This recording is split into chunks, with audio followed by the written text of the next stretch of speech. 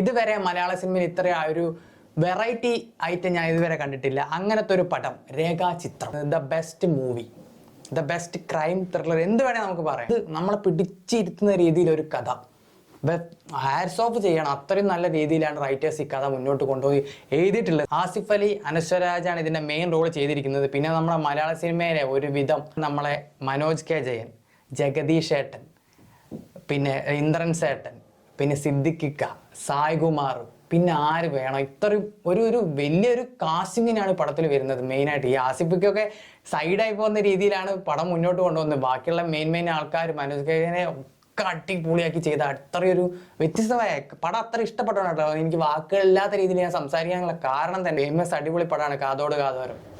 ദേവദൂതർ പാടി എന്ന് പറഞ്ഞാൽ ആ സോങ് വരുന്ന പടം, അതിനെ ബേസ് ചെയ്തിട്ട് ഇല്ലാത്തൊരു സംഭവത്തിനെ ഒരു നടന്നൊരു ഷൂട്ടിങ് കഴിഞ്ഞ ഒരു പടത്തിനെ ആ പടത്തിലേക്ക് നമ്മൾ വേറൊരു കഥ ക്രിയേറ്റ് ചെയ്യാണ്. അതും ക്രിയേറ്റ് ചെയ്യുമ്പോൾ എവിടെ വേണം നമുക്ക് പാളാം. ആണോ അങ്ങനെ എടുത്തു വെച്ചൊരു പടത്തിൻ്റെ ഒരു ലൊക്കേഷനോ അല്ലെ ബിഹൈൻഡ് ദ സീൻസുമായിട്ട് ബന്ധപ്പെട്ടിട്ട് ഒരു കഥ എഴുതിയിട്ട് അതൊരു ക്രൈം ത്രില്ലർ ആക്കി മാറ്റാറുണ്ട്.